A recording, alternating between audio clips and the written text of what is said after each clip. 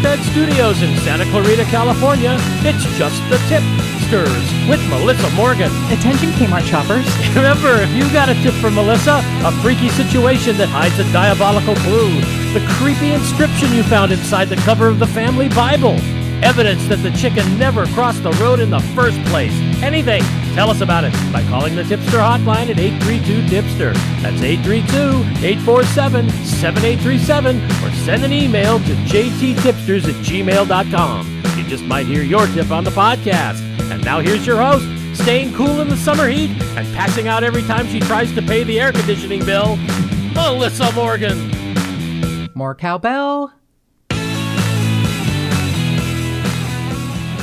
Yeah, I pay all the bills, and I told producer Mark what the last one was. We're billed monthly, and with our beloved California Edison, and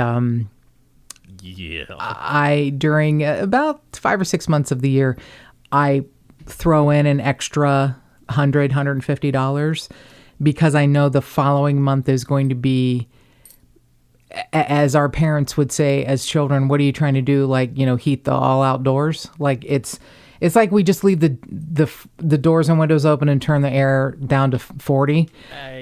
We don't. And we don't at all. And just she throws in an extra $50. That just tells you. Because it's too much all at once. I just am like preparing. I know. Let's not talk. But why did you use that in the intro? It's like you're trying to piss me off and make me angry. I guess I was just channeling my own frustration. Angst. Yeah.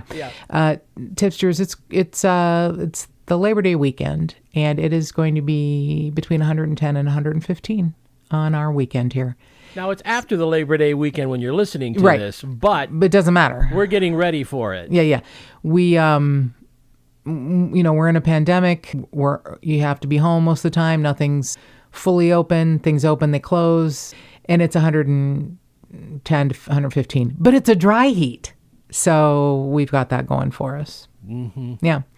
If there were humidity and this temperature, we just leave. You would hear from whatever state you're in listening, or whatever country you're listening to this, you'd hear just a extended dance mix of screaming. Gas can, lit match, walk away. Yeah, why would I make it hotter? I would never. Oh no, we'd be walking away. Set shit on fire. Oh, okay. You'd just hear screaming if it were me, just like a extended scream. So, we're not going to talk about the temperature.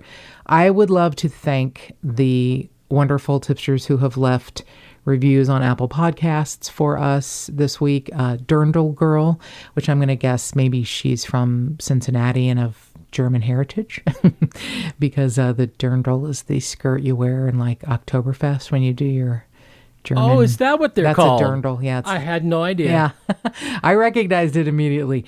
You forget that I grew up in an area that is loosely known as Cincinnati because of its deep German heritage. In fact, I believed until I was in my 20s that I was German because my name is Melissa Morgan, which Morgan is morning in German, but that's spelled Morgen.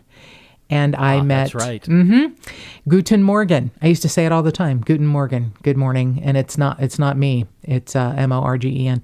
And I met a man from Wales, a film producer, when I was first moved out here. And he's, I said, my name is Melissa Morgan. He's like, oh, you're Welsh. And I'm like, I am not. How dare you, sir?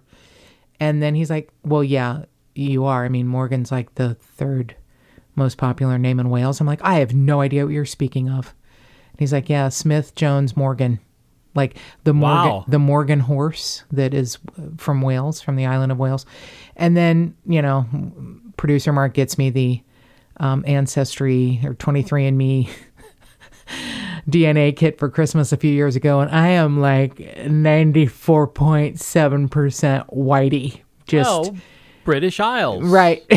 Right. That's just as boring as shit. There's a lot of shit that went on there. What are you talking about? Yeah, boring. Tom Jones and Richard Burton and Anthony Hopkins. Engelbert Humperdinck. A whole lot of alcoholics that are either really good singers or really good actors. That's what happens in Wales. And some pretty horses. Richard Burton. I said that. Oh, I'm sorry. I missed that one. Because I'm thinking of what other Welsh alcoholics can I think of? Oh, crap. What is that famous poet guy? Dylan Thomas. Dylan Thomas. Yeah, right.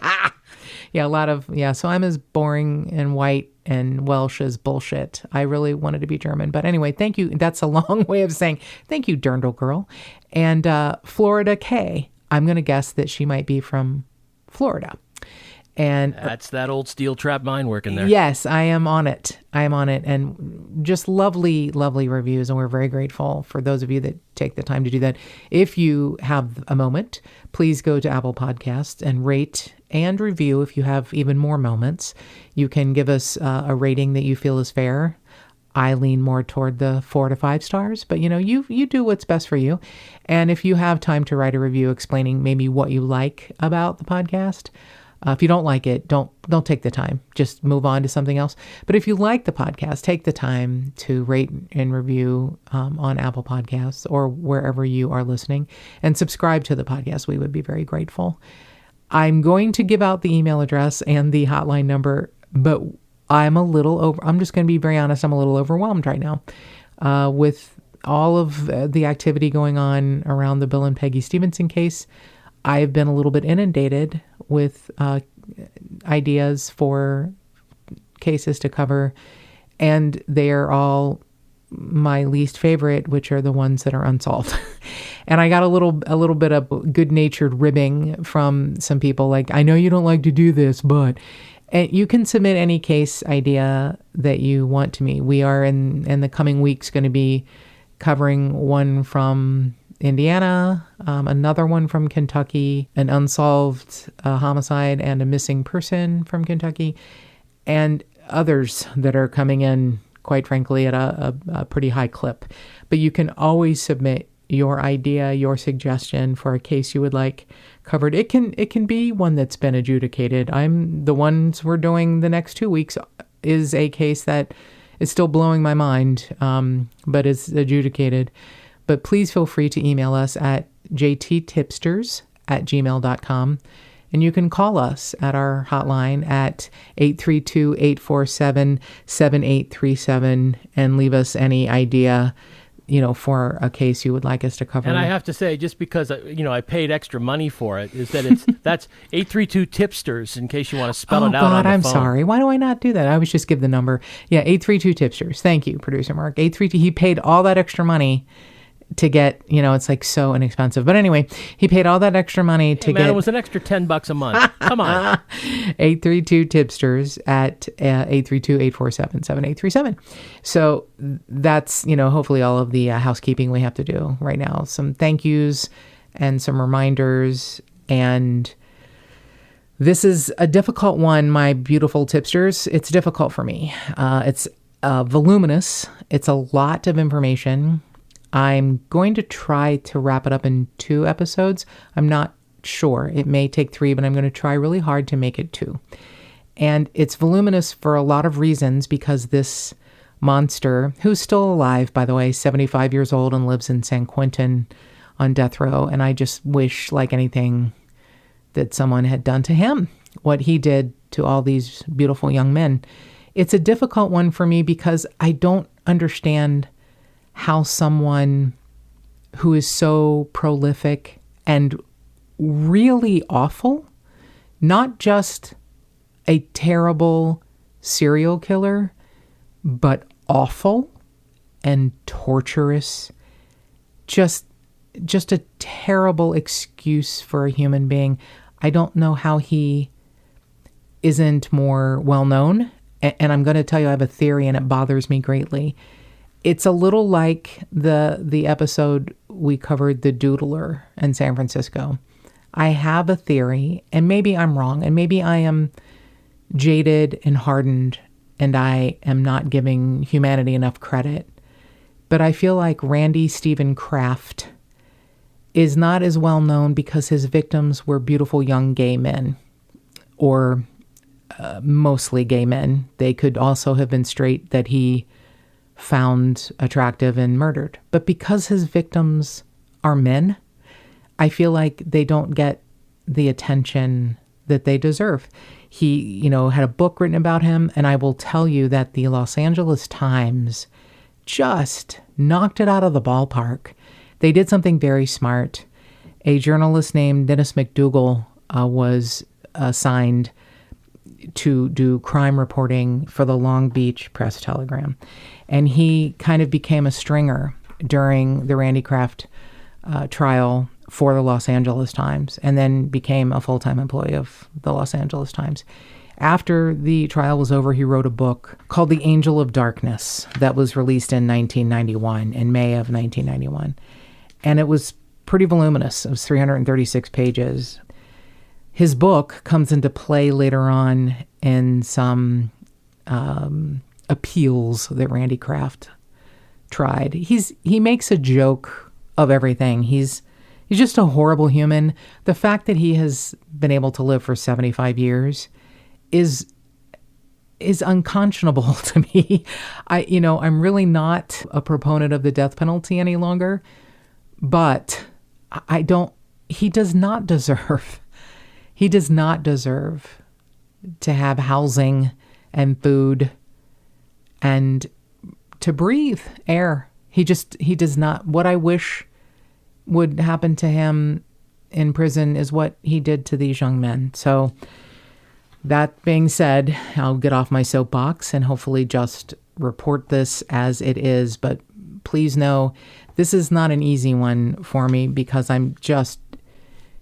have done everything. You can, producer Mark can back me up. I have done everything for the last 3 days to not record this episode. I have answered... You have put it off a little bit. Not a little bit. I have answered Facebook instant messages from people I don't like, just so that I don't have to do this. I have started a voluminous amount of fall crafts with my glue gun. You should see the dining room table. There's no space left on it. Yeah, we can't eat there until I get done with my crafting. I have to do something to take my mind off of this, because I won't sleep. I won't sleep. And I got another question today. How do you sleep? How do you sleep at night when you talk about these things? And I think the only thing I can say is that the fact that he was eventually caught, too little, too late, because his reign of terror was from 1971 to 1983. And the way he was caught was so... It's like Al Capone being caught for tax evasion. It's that. But the fact that he was caught, I guess, can give me some peace. I just don't feel like there's a lot of peace in this case. And it bothers me greatly, every detail that I read. So Randy Kraft, born in 1945 in California, he's, kind of an average guy in most every way.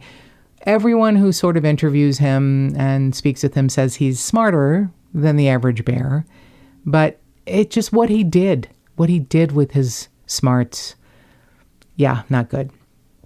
So he was raised in Westminster. He moved to Long Beach in 1970. He went to Westminster High School. He graduated in 1963 as an honor graduate. He was on the debate team, and he was a varsity tennis player. So he's like a small average guy, 5'10", 160. And it would vacillate between like a weird porn mustache and a shaved face. And he has kind of a distinctive chin, and he's got some things about him that look a little different, but for the most part, he's like your average dude who blends in. He was very smart. He was a kind of a computer genius.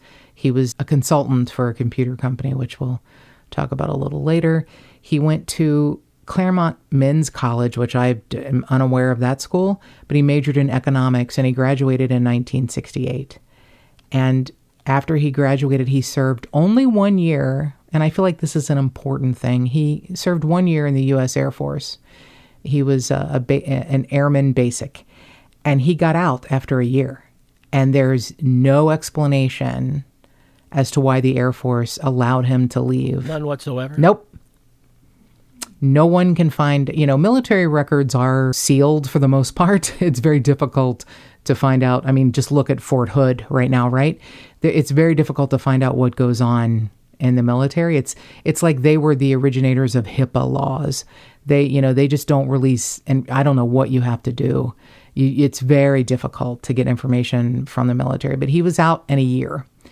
So he was 38 years old at the time of his arrest. He was this self-employed computer consultant. He lived in Long Beach. He had a longtime companion. They were roommates and then a couple and then sort of just roommates again.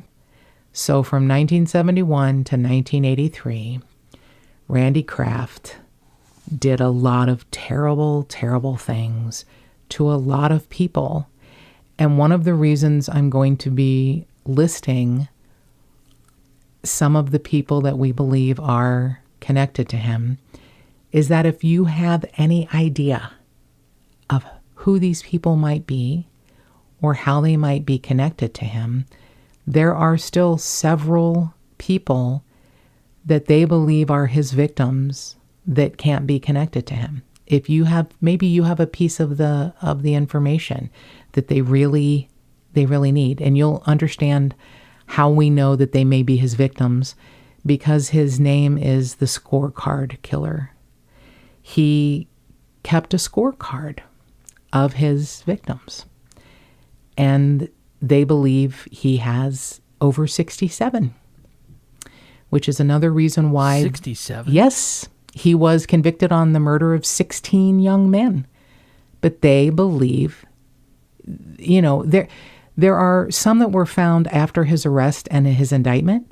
There are some that they know that these little nicknames that he had for them are who these people are, but they don't have a definitive way to connect them to him. And I will be reading the information. This is, buckle up, Tip-Sters. This one's not pleasant, and it's a lot of information, and I'm just going to ask you to hang with me. And that's why we're breaking this up into several episodes, because it's too much. It's too much all at once. So on Saturday, May 14th of 1983 at 1 a.m., two California Highway Patrol officers pull over a brown Toyota Celica because he was driving erratically and he made an illegal lane change on the San Diego freeway in Mission Viejo. And they just thought he was a drunk driver. And they were like, we've already got one drunk driving arrest this morning. This is going to be our second one. So they pull him over, and a thin man with a prominent chin and a mustache and very piercing dark brown eyes gets out of the Toyota Celica and walks briskly back to their CHP car.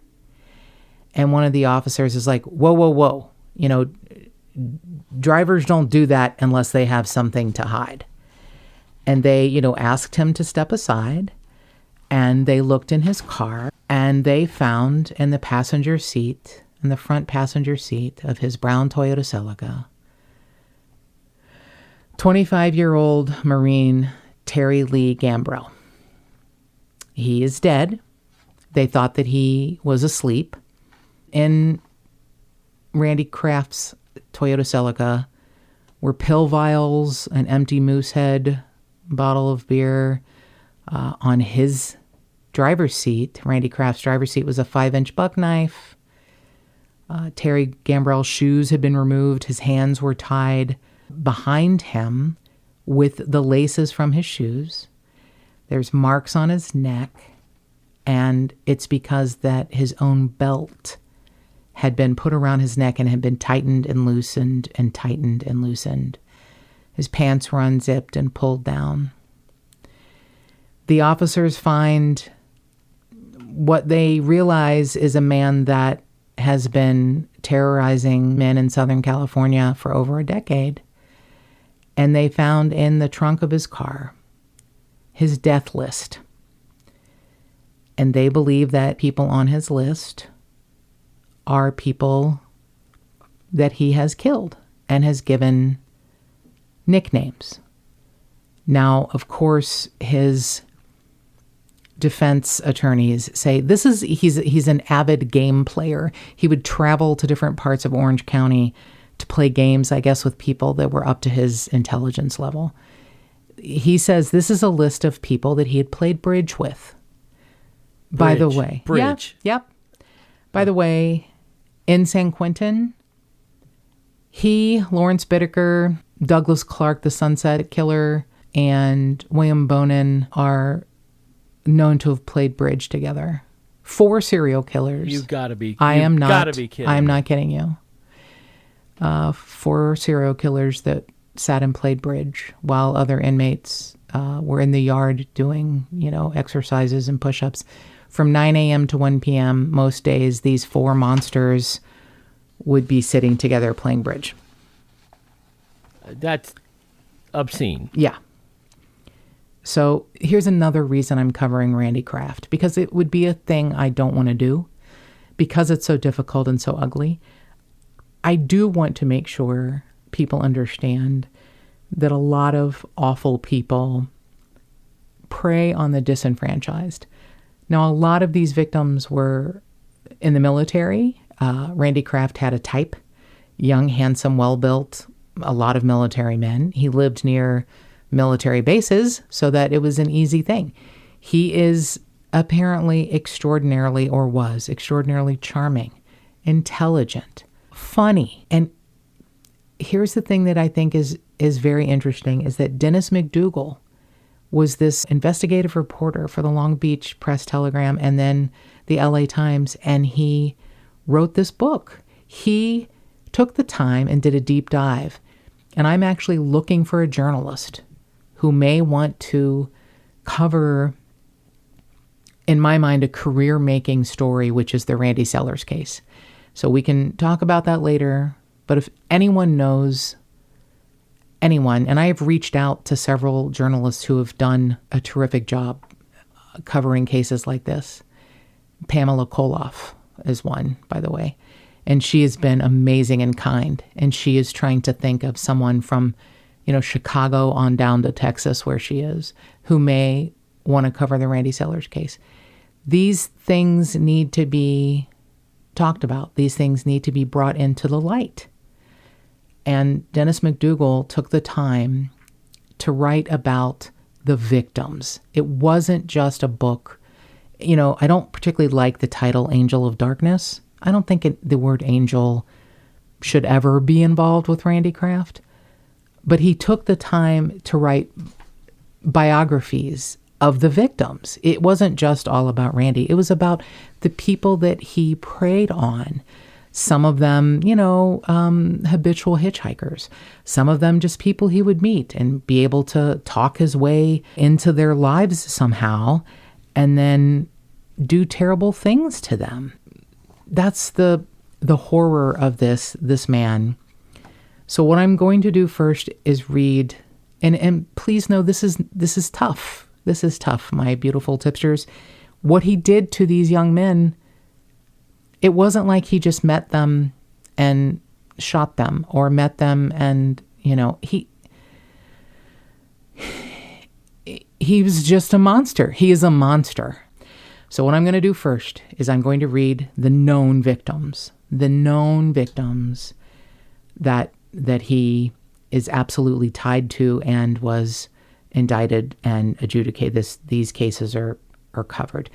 Just to let you know how bad these things were, the judge at his sentencing read the account of only one victim because the others, and the one he read was pretty bad, but the others were too awful to read out loud. The judge said, I can't believe one human being would do these things to another human being. And I have to say, Jerry Hicks, who was a LA Times staff writer, did such a great job of covering all of it. The trial, the victims, the scorecard that he has, all of his little, nicknames.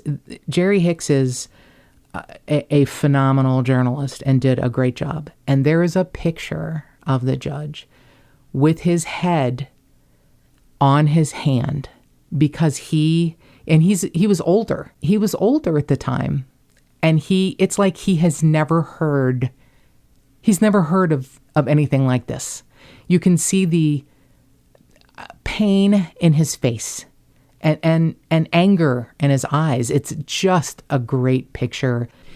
You can see him on his bench in his robe, listening to weeks of this horror, and he has to hold his own head up because the weight of it is so much. So here we go. Terry Gambrell is the victim who got him caught. But we're going to start with they believe, his earliest victim, Edward Daniel Moore. He was 20. He's at Camp Pendleton Marine. He was found in December of 1972 on the 7th Street off-ramp of the San Gabriel River Freeway in Seal Beach. That's another thing. A lot of these victims he threw from moving cars onto freeway off and on ramps in remote areas in Orange County. He's sort of smart enough to leave some of his victims in water, but yeah, he was too much of a narcissist to want to wash away all of his horror.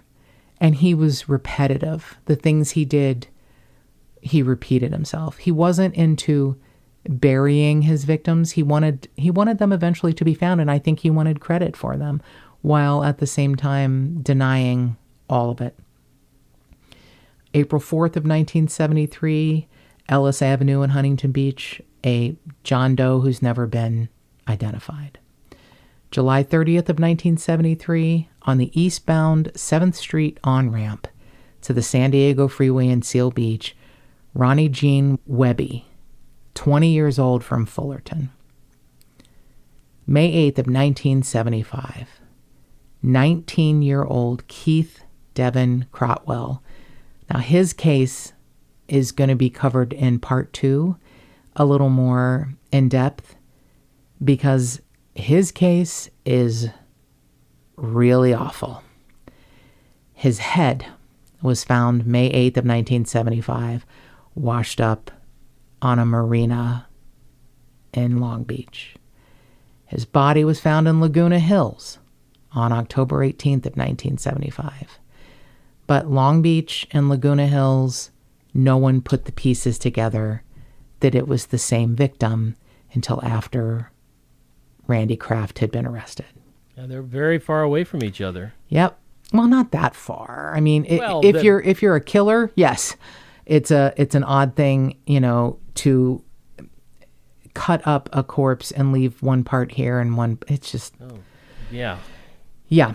So Keith Crotwell was seen alive in a car with Randy Kraft after they had met at the Belmont Plaza parking lot. January 3rd, 1976, Mark Howard Hall, who's 22-year-old, from Santa Ana. His body is found near Bedford Park in Silverado Canyon. April 16th, 1978, on the Euclid Street on-ramp of the eastbound Riverside Freeway, Scott Michael Hughes, an 18-year-old Camp Pendleton Marine, was found on an on-ramp. June 11th, 1978, Ronald Gerald Young, a 23-year-old from Maywood, was found on the Irvine Center Drive in Irvine after he was released from the Orange County Jail on a public drunkenness charge. So he gets out of the Orange County Jail, has the awful experience of meeting Randy Kraft, and he may have been hitchhiking, and he gets picked up and is found, the same day on an off-ramp. June 19th, 1978, Richard Allen Keith, 20-year-old Camp Pendleton Marine. He's found on the Moulton Parkway in Laguna Hills. July 6th, 1978, Keith Klingenbell, 23 years old, of Everett, Washington. He was found on the northbound 5 freeway in Mission Viejo, less than a mile from where Randy Kraft was eventually arrested. So maybe he had so many victims he was starting to double up about where he was going to leave them. November 18th of 1978, Michael Joseph Interbyton. He was 21 years old, and he lived in Long Beach. He was found on the northbound 7th Street on-ramp of the San Diego and San Gabriel River freeways. June 16th of 1979, Donnie Kressel, 20 years old. He's a Tustin Marine. He was found on the northbound Irvine Center Drive on-ramp to the San Diego Freeway in Irvine. September 3rd of 1980, Robert Wyatt Loggins, a 19-year-old Tustin Marine. His decomposed body was found in a plastic bag on a dead-end El Toro Street. January 27th, 1983.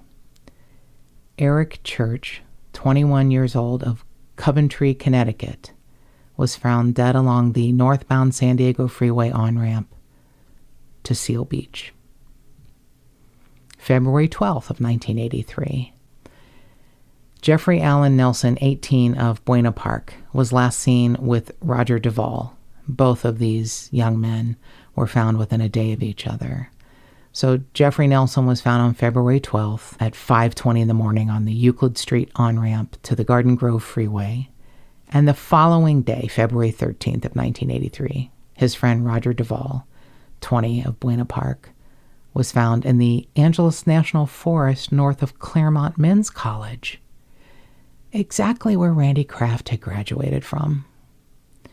And his last known victim, Terry Lee Gambrell, was the El Toro Marine Corps Air Station Marine who was found in his car on May 14th of 1983 while he's driving in Mission Viejo.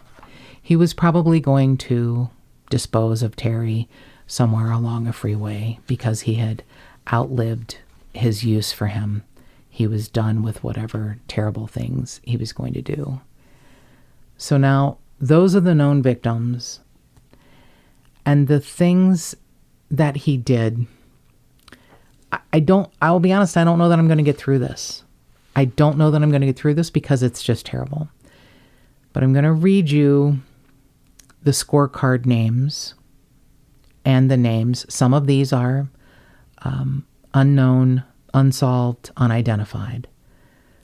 So we're going to start with number 1, Wayne Duquette, who was 30, of Long Beach.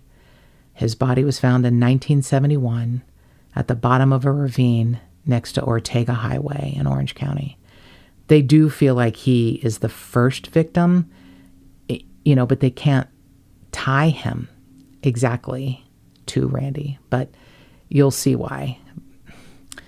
Prosecutors estimate that his time of death is 2 weeks earlier, and his cause of death couldn't be determined. But he was last seen at the Stables Bar in Sunset Beach, where he was a bartender, and his car was found in the Stables lot. Randy Kraft worked part-time at the Broomhilda, a gay bar right next to Stables, and he would leave work and then go to Stables and be a Stables customer. So Stable is the first entry on his scorecard list, and that's why they think he might be the earliest of Randy Kraft's victims. Number 2 is listed as Angel, and they can't connect him to any of the victims. It's an unsolved murder. And you're going to see when I read you the names, the nicknames that he says were just people he played bridge with, you're going to see how investigators had to work so hard. I mean, he had many court-appointed attorneys, several of whom quit and left, and several of whom asked for more help because the case is so voluminous. They feel like they couldn't defend him, which I don't know how you defend this person, but they couldn't defend him. It would be like defending Joseph James DeAngelo, a man who was convicted of killing 13 people with a lot of work by investigators over 40 years and over 50 rapes and over 150 ransackings, but he confessed. Randy Kraft, 75 years old, sitting in San Quentin playing bridge with other serial killers, answering emails and letters to him because he thinks he's, the shit. And here's the thing, serial killers, if you're listening to this, somebody's always going to come up behind you. So, hey, Randy Kraft, I got 2 words for you. Samuel Little. You're no longer the most prolific serial killer. And you probably never were. But the fact that you were caught after 12 or 13 years of your horror, that was way too long for you to have been active. Victim 3, or the third nickname on the list, EDM. Investigators figured out that stood for Edward Daniel Moore, a 20-year-old Marine from Camp Pendleton who was found in December of 1972 on the San Gabriel and San Diego freeways right at that interchange in Seal Beach. He had been strangled at least 3 days earlier. Now here's where the details are going to get ugly. This is one of Randy Kraft's MOs. A sock is removed from the victim and stuffed into a body cavity. The body had been sexually assaulted and then redressed. Now, Edward Daniel Moore is one of the 16 victims that they actually got to charge Randy Kraft with and that he was tried on. Here's where we know Randy Kraft has such a great sense of humor and such an awful, racist, homophobic, I guess maybe he's a self-hating gay man because what he does to these people. Number 4 is listed as Harry Carey. They believe that it is a Asian victim, but they cannot find anyone with an unsolved murder who's Asian. Number 5, Airplane Hill. A John Doe is found on Ellis Street between Golden West and Gothard Street in Huntington Beach.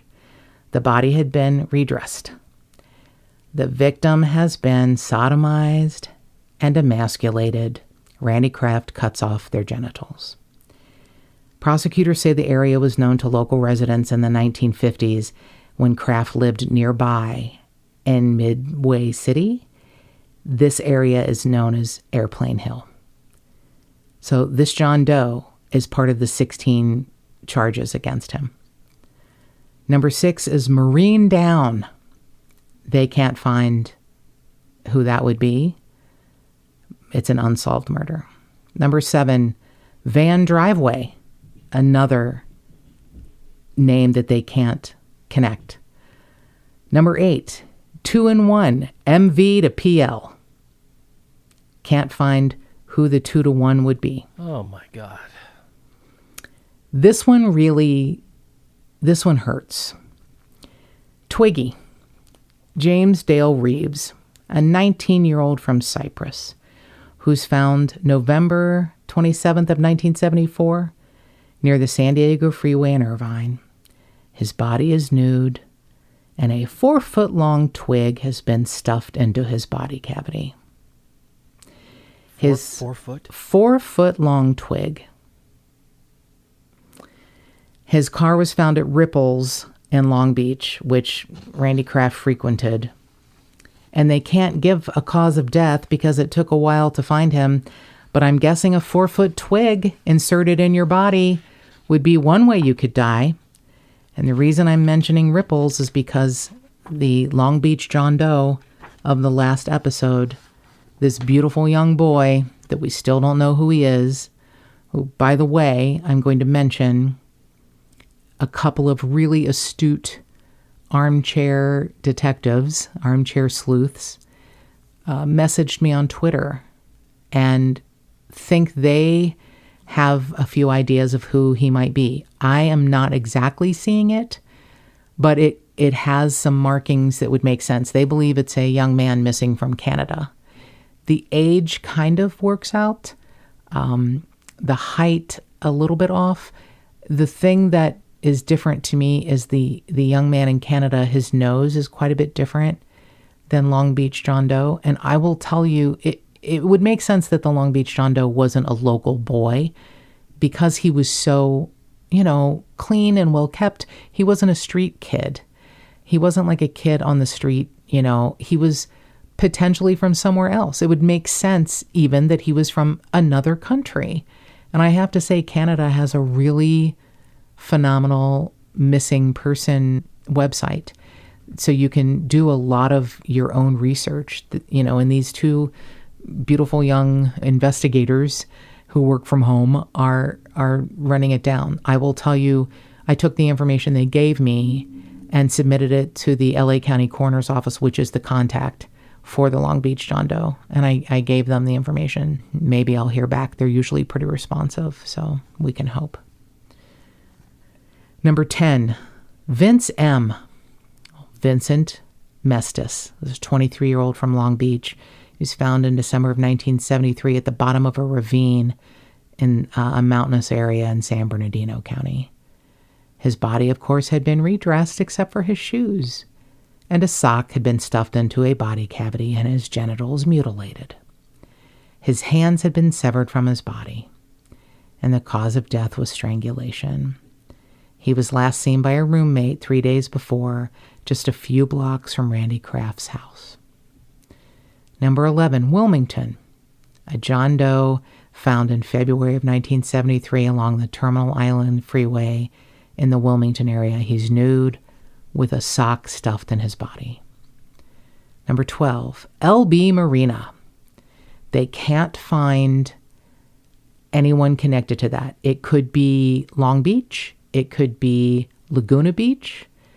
LB Marina is just, not enough information. Number 13, Pier 2.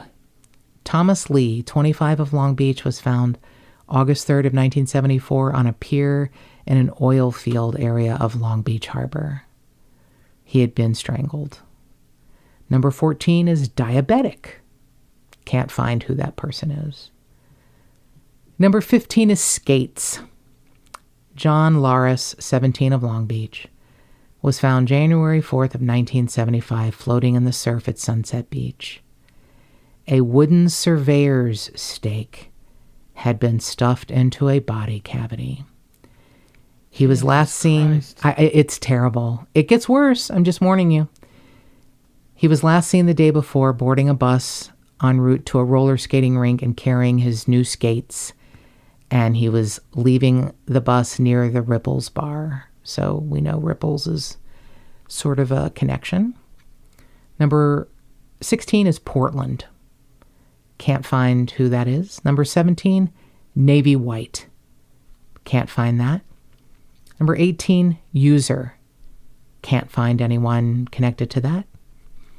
Now, this one is the one that may have something to do with the Long Beach John Doe. Number 19 is called Parking Lot. Now, he met Keith Crotwell in Long Beach at the Belmont Plaza parking lot on March 30th of 1975 and Keith Crotwell got into Randy Kraft's car. He's the young man whose head was found in Long Beach. His skeletal remains were found in El Toro. I mean, it took until after Randy Kraft was arrested before they could put together this is the same person. And he was part of the murder charges. However, Long Beach John Doe, beautiful young boy, was found face down, strangled in a parking lot. I don't know that Keith Crotwell is parking lot or if Long Beach John Doe is parking lot. Number 20 is deodorant. Robert Avila was 16 and was found July 29th of 1982 in Echo Park next to the Hollywood freeway. And he was known as a very heavy user of deodorant. And his cause of death was strangulation. Number 21 is dog.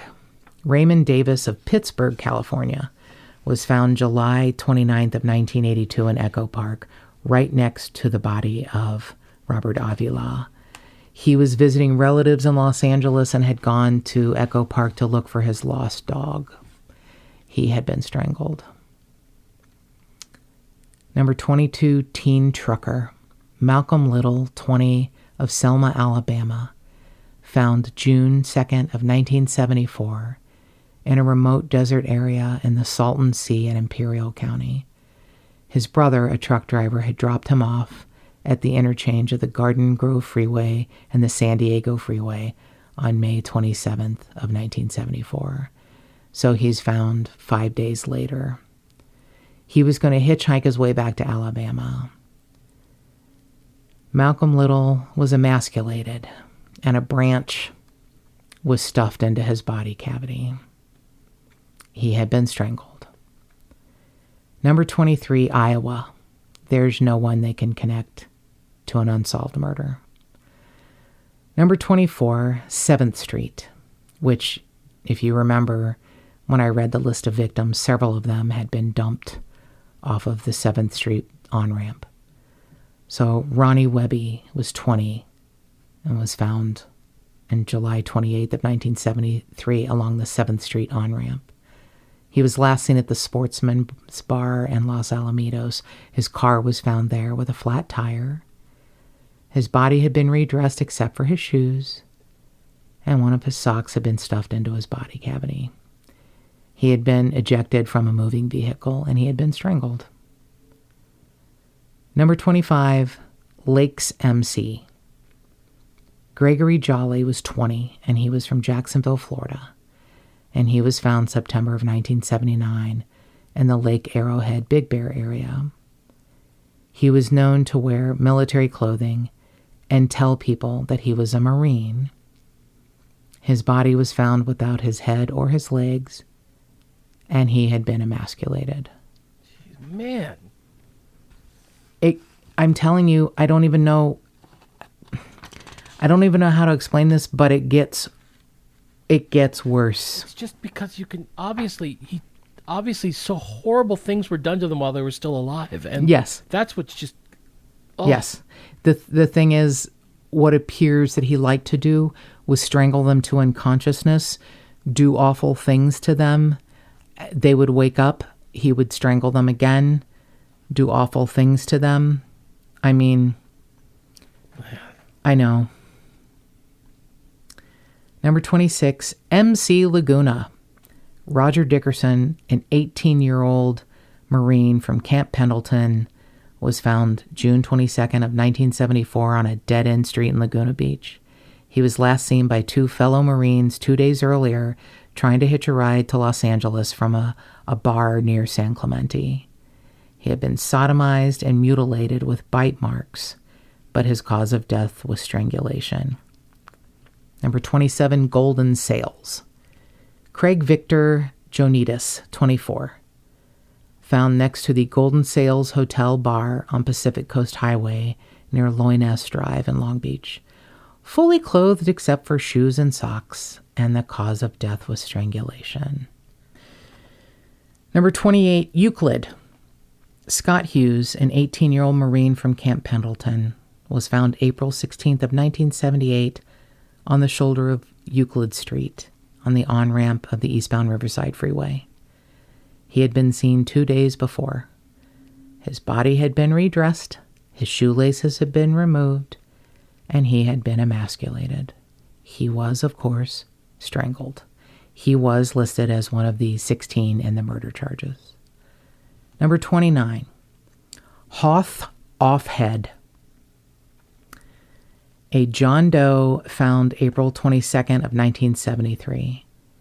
His torso was found at Alameda Street and Henry Ford Street. His head and hands had been severed, and a large object had been stuffed into his body cavity. Cause of death, undetermined. Number 30, 76. John Doe number 299 was found August 29th of 1979 in a dumpster at a 76 station at Pacific Coast Highway and 2nd Street in Long Beach. His arms had been severed at the shoulders, his legs had been severed at the hip joints, and his head severed. Only the head, left leg, and torso were recovered, and a sock had been stuffed into his body cavity. Number 31, 2-in-1 Hitch. Name is unconnected to any unsolved murder/murders. They believe that he picked up 2 hitchhikers, so he got 2 for 1. Number 32, Big Sur. Gary Cordova, 23 years old, of Pasadena, was found August 12th of 1974. down an embankment near Cabot Road and Oso Parkway in Laguna Hills. His body was clothed except for shoes and socks. He had told friends he was moving from his Pasadena house and was hitchhiking to Oceanside. Prosecutors said he frequently talked about Big Sur. Number 33, Marine Head BP. Mark Allen Marsh, a 20-year-old Marine from the El Toro base, was found February 18th of 1980 at the Templin Highway and Interstate 5 near Castaic in Los Angeles County. He had indicated to fellow Marines that he was on his way to Buena Park, and he was a known hitchhiker. The head and hands had been severed. A large object had been stuffed into a body cavity. Number 34, listed as expletive deleted. I'm going to say this is one of Randy Kraft's ideas of him being funny. The man's name is Paul Joseph Fuchs, but it looks like fucks. Paul Joseph Fuchs, 19, from Long Beach. He disappeared on December 12th of 1978, and he was last seen at Ripple's Bar in Long Beach. Number 35, listed as front of Ripple's, and they can't connect any unsolved murder. Maybe front of Ripple's is Long Beach John Doe. He was about 2 blocks from Ripple's, but maybe that's his way of making another little joke. Number 36, Maureen Carson. Richard Allen Keith, 20 years old. A Marine from Camp Pendleton was found June 19th of 1978 along the Moulton Parkway between El Toro and La Paz roads. He was last seen hitchhiking from a girlfriend's house the day before in Carson. He was strangled, and he was part of the 16 murder charges. Number 37, New Year's Eve. Mark Howard Hall, 22 years old, of Santa Ana. He was found January 3rd of 1976 on the west side of Bedford Peak at the east end of Santiago Canyon. He was last seen leaving a New Year's Eve party in San Juan Capistrano 2 days earlier. His body parts, including his eyes and genitals, had been mutilated with an automobile cigarette lighter. Oh my God. He had also been emasculated, and he was part of the 16 murder charges. So some of you young kids don't remember.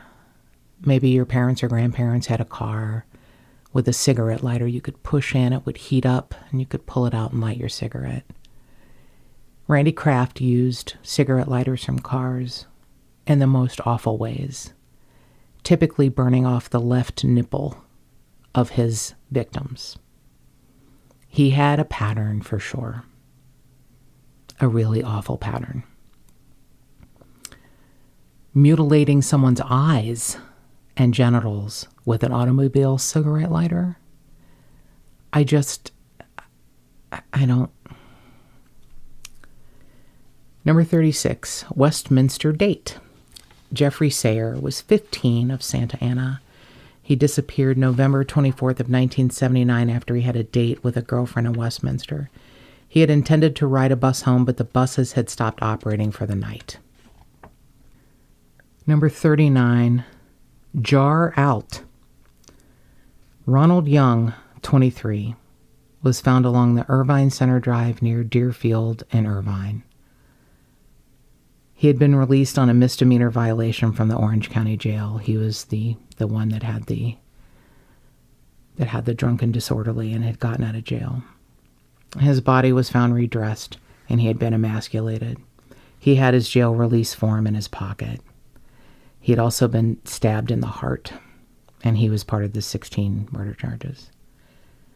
Number 40, Marine drunk, overnight shorts. Donnie Crisell, a 20-year-old Marine from Tustin, was found June 19th of 1979 on the Irvine Center on-ramp to the northbound San Diego freeway. He was clothed only in shorts.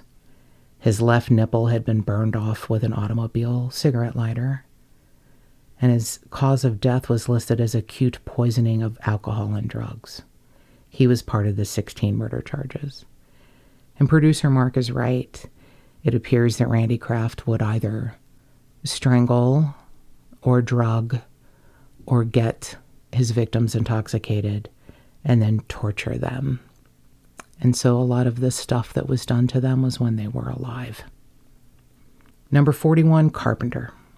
They can't find anyone connected to any unsolved murder. Number 42, Torrance.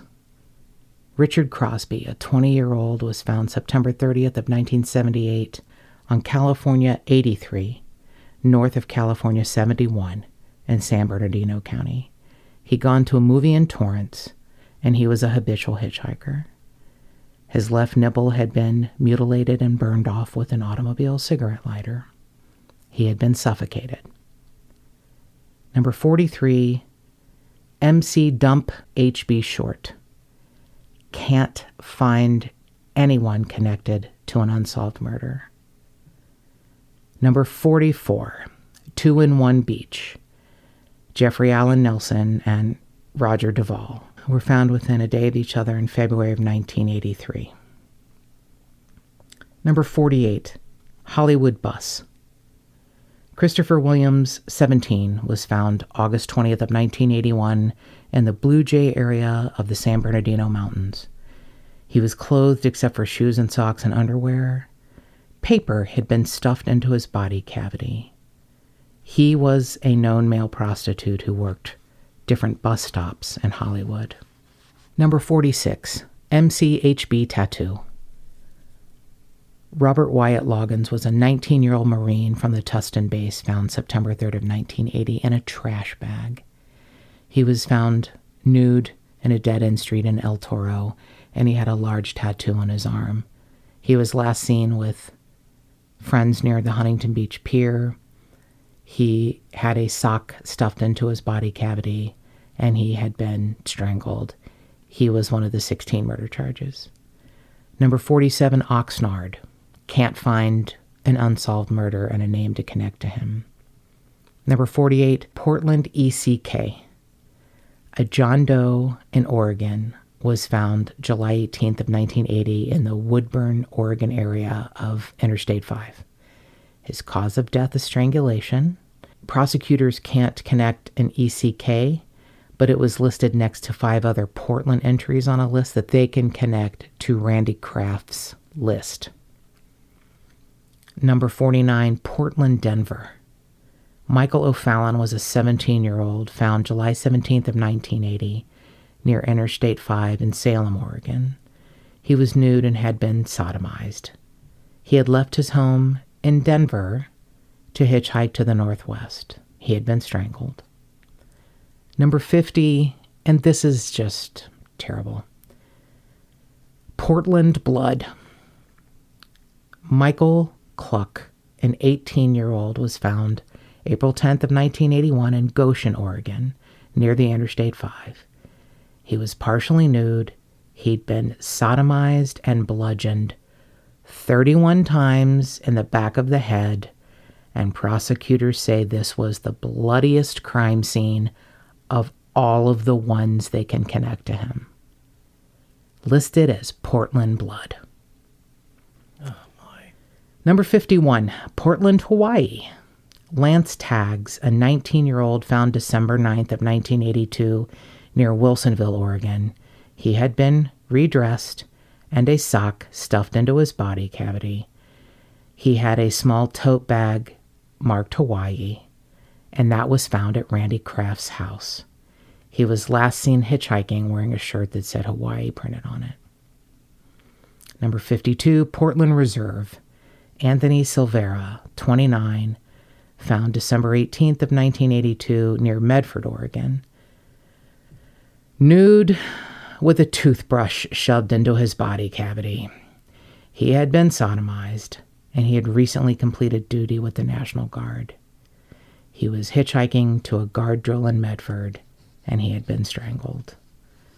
Number 53, Portland Head.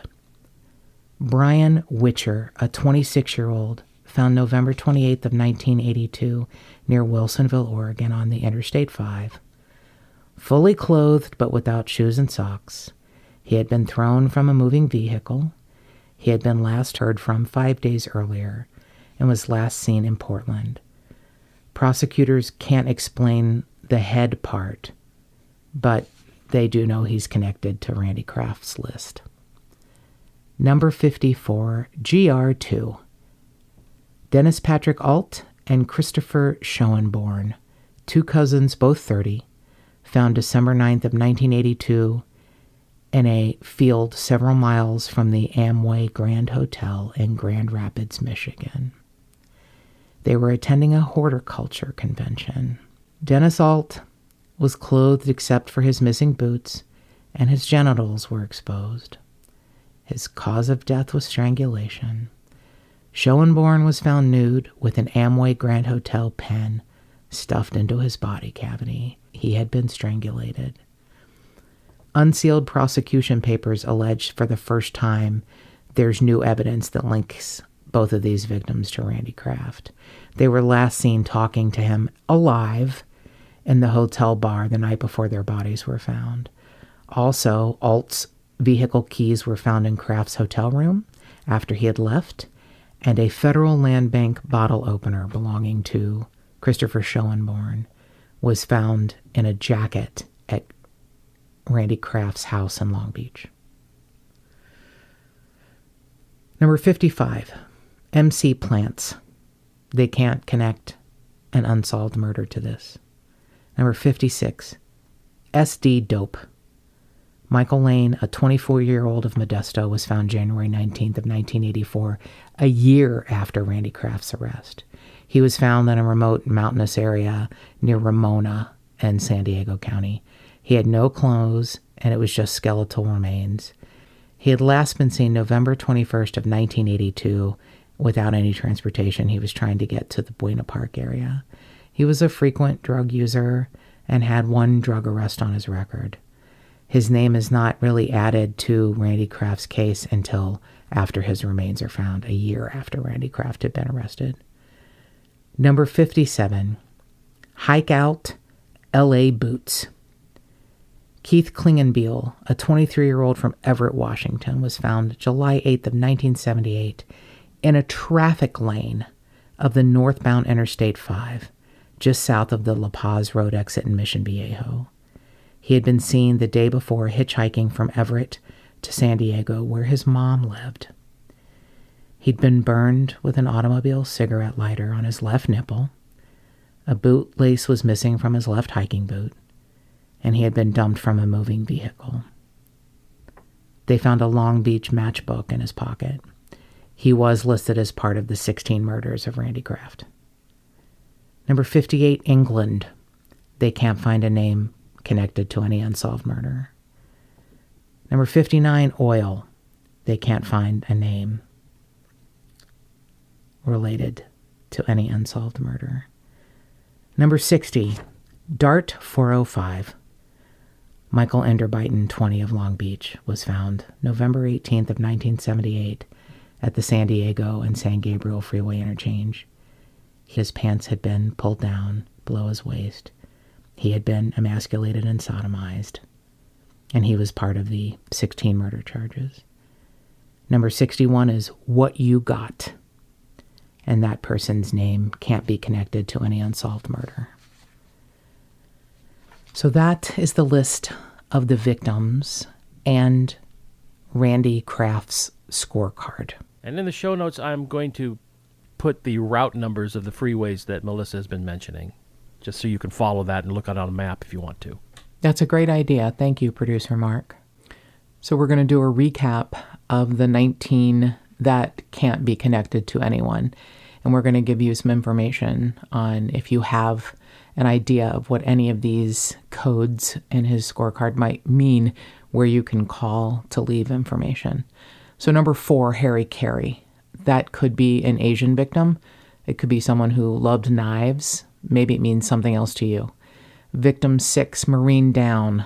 We know he had a penchant for young men in the military. If there's a Marine that you're aware of that went missing sometime in the mid to late 70s to early 80s, please feel comfortable enough to call that tip in. Number 7, Van Driveway. That could be someone who drove a van. That could be someone who was picked up in front of a house with a van in the driveway. If any of these things ring a bell, I know you'll call in. Number 8, 2-in-1 MV-PL.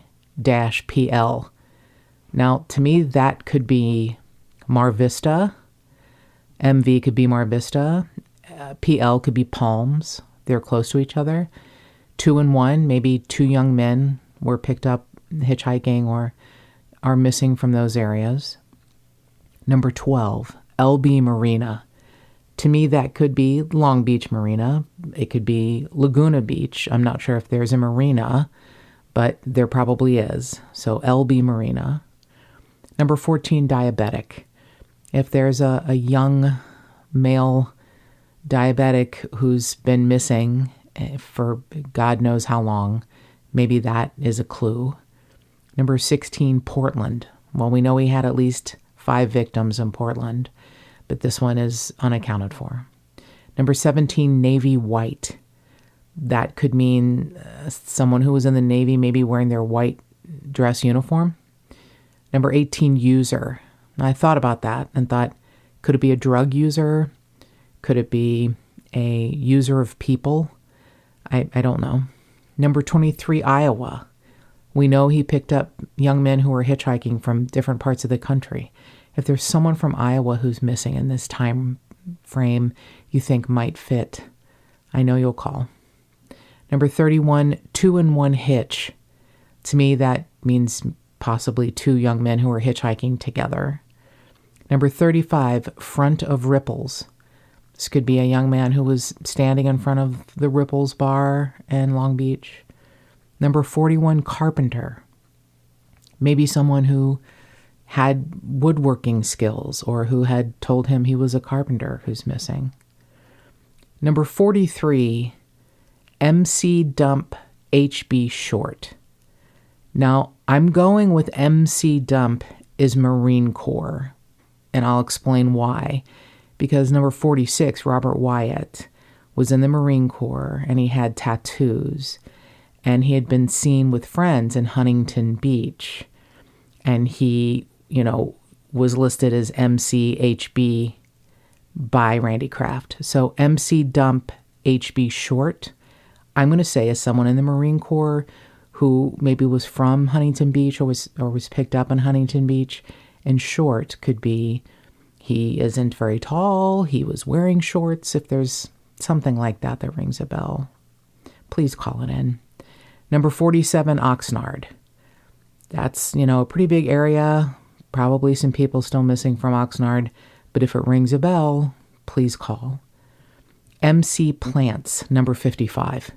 I'm going to say Marine Corps, again, just because of his codes. And who maybe is into horticulture, maybe like to plant things. Number 58, England. This is terrible in that it could be someone from another country who no one knows what happened to them. Someone from England went missing. Number 59, oil. Now in his hunting ground, there are oil fields. I'm wondering if someone wasn't picked up somewhere around where there are oil fields in Orange County. That's really what I was thinking. And number 61, the most mysterious, what you got. I don't know what that means. Maybe it's someone who spoke with a southern accent, like, what you got? I mean, I don't know. Unless he ever tells what terrible things he did, we may never know. I know that there are probably more, and unfortunately this monster probably won't talk. But if any of that sounds familiar, if any of those descriptions mean anything to you, if someone that you know is missing from that time frame, please call the LA County Sheriff's Homicide Department at 323-267-4800. That's 323-267-4800. There are many ways you can get a hold of someone because these cases are pretty prolific and cover a lot of area. And this monster needs to have all of his victims named. And more cowbell.